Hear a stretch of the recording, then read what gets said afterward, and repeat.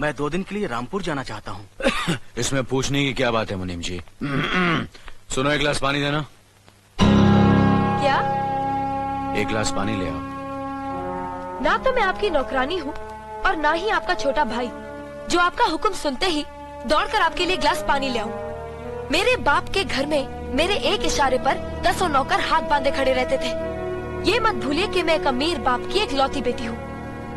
आप तो उम्र में बड़े हैं ना, किससे किस तरह की बात की जाती है इतनी तमीज तो आपको आनी चाहिए। Mind it.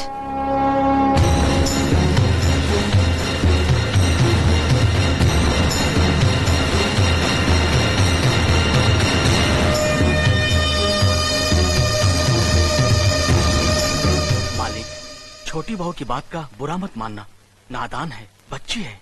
गलती हमारी है मुनीम जी। हमने ऐसी लड़की को काम करने को कहा जिसे काम करने की आदत ही नहीं है। बड़े भैया, पानी। नकुल, वो ट्रैक्टर रिपेयर करवा लिया ना? जी करवा दिया।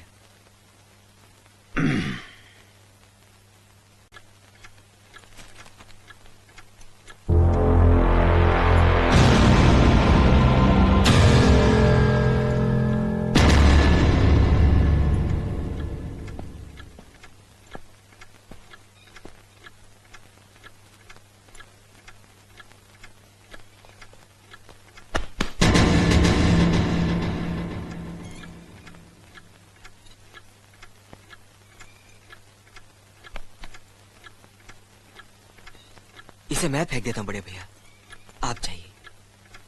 मुनीम जी, जो राम प्रसाद की बेटी की शादी के लिए जेवर देने के लिए कहा था, भिजवा दिया? जी हाँ मालिक। शहर में रहकर यही बदतमीजी और ओछी हरकतें सीखी आपने? अपने से बड़ों का लिहाज करना नहीं आता आपको? किससे कह रहे हो तुम? आपसे कह रहा हूँ। औरत पैदा हुई है तो औरत की तरह रहना सीखे। मीना। नकुल, तुम अंदर जाओ।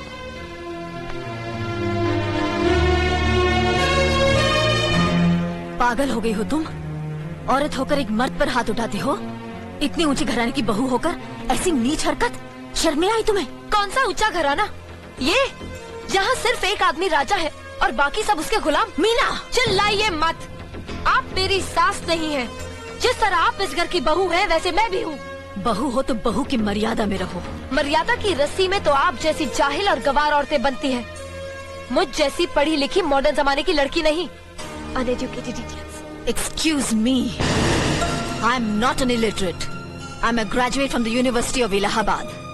I am aware of the modernization of women, but I have not forgotten my culture, my customs, my traditions and my values. And most of all, I'll never ever forget that I'm an Indian woman. Modern जमाने की औरत भी औरत ही होती है। उसे भी मर्द ही ब्याह कर ले जाता है, मर्द को ब्याह कर वो नहीं ले जाती। जमाने ख्याल और लिबास बदल देते हैं, औरत की शरीर की बनावट नहीं। लोग तुम्हारे ख्याल की लड़कियों को लज्जत का सामान भले ही समझते हो, इज्जत के काबिल कोई नहीं समझता। इज्जत आज भी उन्हीं औरतों की होती है जिनकी आंखों में हया हो, लाज हो, शर्म हो। हम नहीं कहते कि तुम बंदिशों में रहो, लेकिन अपने दायरे की सीमा को मत भूलो। लड़की जब अपने माँ बाप के घर होती है तब उसके कांधों पर अपने ही घर की इज्जत का बोझ होता है, लेकिन जब वो बहू बनकर ससुराल जाती है तब उसके कांधों पर एक नहीं 2 परिवारों की इज्जत का बोझ होता है। आज जिस तरह तुमने नकुल को तमाचा मारा, अगर उसी तरह उसका भी हाथ उठ जाता तो तुम्हारी क्या इज्जत रह जाती? कभी सोचा तुमने? क्या बात है मीना?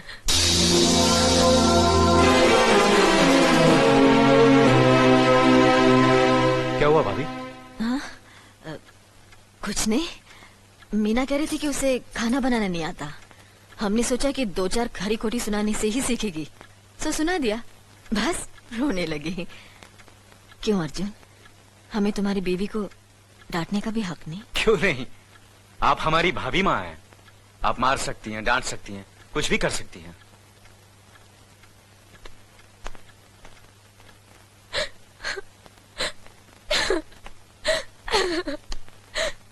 मैंने भूल की जो मैं इन लोगों के बीच आ गई। मेरी तो इस घर में कोई इज्जत ही नहीं है। जब देखो तो सब मेरी इंसल्ट करते रहते हैं। मैं कब से रो रही हूँ, तुम पूछ भी नहीं रहे हो कि मैं क्यों रो रही हूँ। बेकार हो रही है तो कौन पूछेगा? अच्छा, तो मैं तुम्हारे लिए और इस घर के लिए बेकार हो गई हूँ। अरे बेकार तो तुम हो गए अपने परिवार के बीच में रहकर। मैं कब से बोले जा रही हूँ और तुम हो के सुन ही नहीं रहे हो। इंसान की चीख सुनकर लोग शुभ अशुभ का विचार करते हैं, लेकिन जब मेंढकी को जुकाम होता है उसकी चीख की कोई परवाह नहीं करता। ये मत भूलो कि जब मेंढकी चिल्लाती है तो आंधी और तूफान आते हैं। आंधी और तूफान आएंगे तो उसका नतीजा तुम्हें ही भुगतना पड़ेगा। तो फिर ठीक है, अब मैं तुम्हारे साथ तब भी रहूंगी जब तुम मेरे साथ मेरे डैडी के घर रहोगे।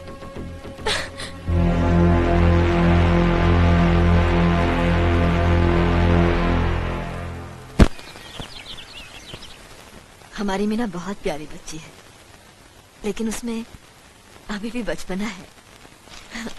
हमारे तौर तरीकों को नहीं जानती है ना, लेकिन आस्ता आस्ता हम उसे सब सिखा देंगे।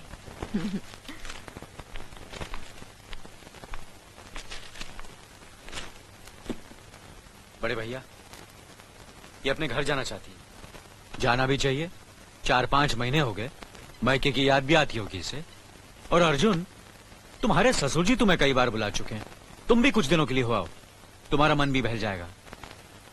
अगर ये वापस लौटने के लिए जा रही होती तो मैं जरूर जाता, मगर ये तो हमेशा के लिए इस घर से जा रही है।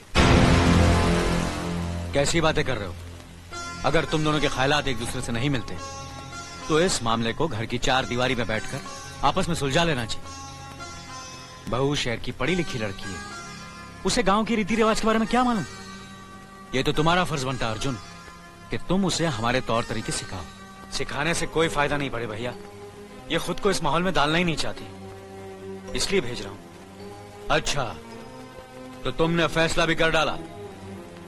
बड़े भैया, बात यह है कि मैंने मीना को, तुम बहुत समझदार भी हो गए हो ना, तो फिर तुम्हें इतना तो समझ लेना चाहिए, अगर बहू अपने आप को बदल नहीं पा रही है तो तुम बहू के मुताबिक बदल जाओ। आखिर वो तुम्हारी पत्नी है, उसका साथ देना तुम्हारा धर्म है। तुम्हारे भरोसे ही तो उसने अपनी सारी जिंदगी सौंप दी तुम्हें। अर्जुन, मेरे दर्द पर तुम तड़प उठोगे, तुम्हें तकलीफ होगी तो मैं रो दूंगा, क्योंकि हम दोनों एक ही मां की संतान हैं, खून का रिश्ता है हमारा। मगर पत्नी का नाता उससे कहीं ज्यादा गहरा होता है, क्योंकि वो पराये घर से आकर अपनों से कहीं ज्यादा अपनी हो जाती है, परछाई बन जाती है हमारी। पति शरीर है तो पत्नी उसकी आत्मा है। पत्नी ही पति के जीवन को सही अर्थ देती है, उसे कामयाब बनाती। पत्नी के बगैर पति बेजान और बेमाने हो जाते। अगर आज तुम अपनी पत्नी को हमेशा के लिए उसके मायके छोड़ाओगे तो यह गांव, यह समाज क्या कहेगा हमारे बारे में? जरा सोचो अर्जुन, न्याय के सिंहासन पर बैठकर जो लोगों के अच्छे बुरे का फैसला करता है, अगर उसी के घर में नाइंसाफी होगी तो लोग हंसेंगे हम पर, किसी को मुंह दिखाने के काबिल नहीं रहेंगे हम। बड़े भैया, मुझसे भूल हो गई, मुझे माफ कर दीजिए। मुनीम जी। जी मालिक। जायदाद के दस्तावेज लाइए। जी अभी लाया। बहू, पति ही पत्नी की असली शक्ति होती है। हमारे पुरखों ने कुल धर्म पत्नी के बारे में कहा है, जो पति के काम में उसकी मददगार हो, उसे अच्छी सलाह दे, जो दासी की तरह उसकी सेवा करे, मां की तरह उसे खिलाए पिलाए, लक्ष्मी का रूप हो और धरती की तरह उसमें सहन शक्ति हो, वही आदर्श पत्नी होती है। औरत की सोच मर्द का मुकद्दर बनाती है। वो जब बनाने पर आती है तो कुटिया को महल कर देती है, और जब बिगाड़ने पर उतरती है तो महल को मिट्टी का ढेर बना देती है। मालिक, ये जायदाद के दस्तावेज हैं। हमारी जमीन जायदाद कहां कहां है और कितनी है, उसका हिसाब किताब ना बाबूजी को मालूम था, ना हम तीनों भाइयों को मालूम है। बहू, तुम पढ़ी लिखी हो, आज से इसका हिसाब किताब तुम देखोगी। लक्ष्मी जी। अपनी चाबियों का गुच्छा और ये कागजात बहू को दे दो।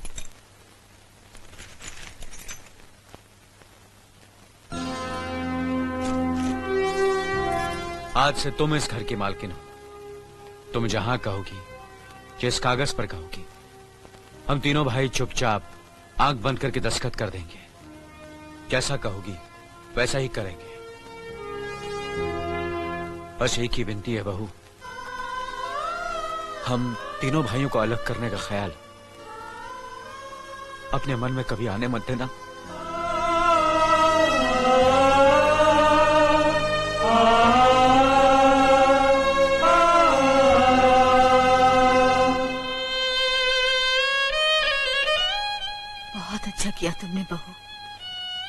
बहुत अच्छा किया। इनकी आंखों में आंसू देखने की हमने सपने में भी उम्मीद नहीं की थी, लेकिन तुमने हमें दिखा दिया। बहुत अच्छा किया तुमने, बहुत अच्छा किया।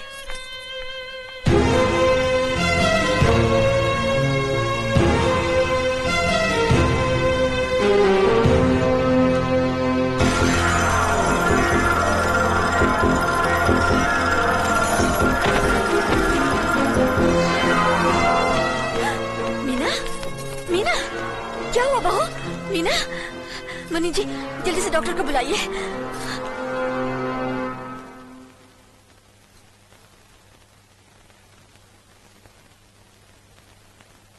घबराने की कोई बात नहीं, ये माँ बनने वाली है।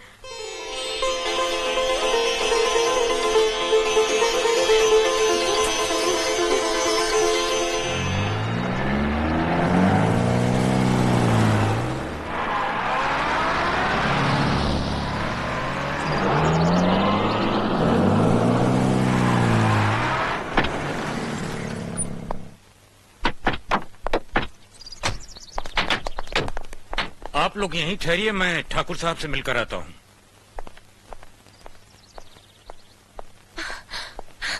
डैडी, डैडी, कैसी हो बेटी? What a pleasant surprise. आने की खबर भी नहीं की।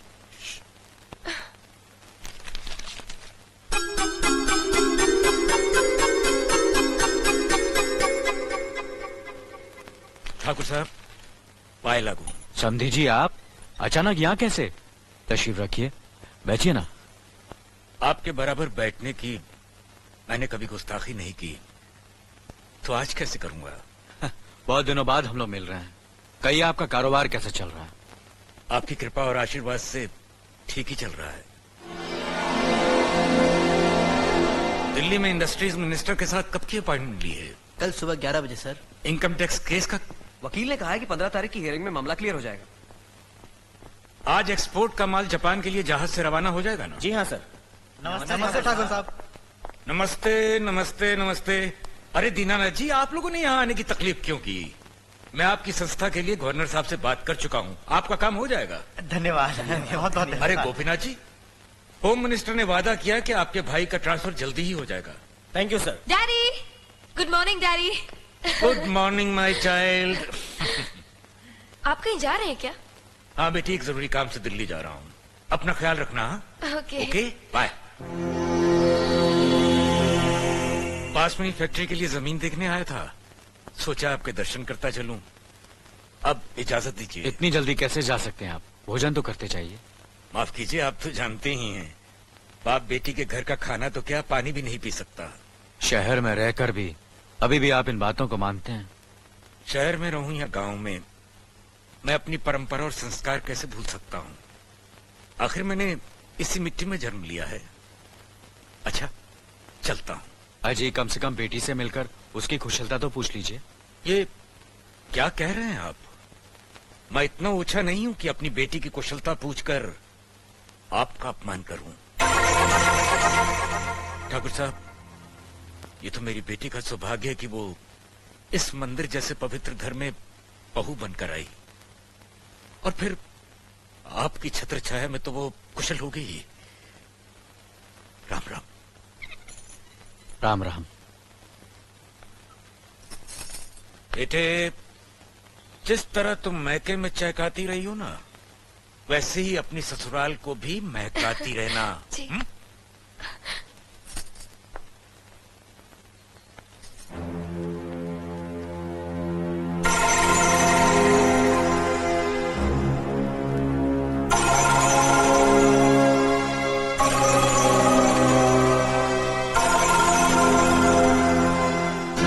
आप तो उम्र में बड़े हैं ना, किससे किस तरह की बात की जाती है इतनी तमीज तो आपको आनी चाहिए। Mind it, mind it, mind it, mind it, mind it. बड़े भैया, अरे? मुझे माफ कर दीजिए। क्या हुआ? मुझे माफ कर ये दीजिए। क्या कर रही हो? अपने पापों का प्रायश्चित कर रही हूँ। मैंने आप जैसे देवता का अपमान किया है, आपका दिल दुखा है, मुझे माफ कर दीजिए बड़े भैया, मुझे माफ कर दीजिए, मुझे माफ कर दीजिए, लक्ष्मी, मुझे माफ कर दीजिए बड़े भैया, बड़े भैया मुझे माफ कर दीजिए, मुझ पर तरस खाकर मुझे माफ मीना कर दीजिए बड़े चलो भैया। उठो, तुम्हें ऐसे नहीं बैठना मुझे चाहिए, माफ इससे बच्चे पर असर पड़ेगा बेटे। मैं आपकी भी दोषी हूँ दीदी। आपने जेठानी की जगह माँ बनकर मेरी गलतियों को बर्दाश्त किया और मैं अभागन आपकी बेटी न बन सकी। मुझे माफ कर दीजिए दीदी, मुझे माफ कर दीजिए। अब चुप भी हो जाओ। तो हमने कब तुम्हारी बात का बुरा माना? हाँ पगली, रोते नहीं, रोते नहीं।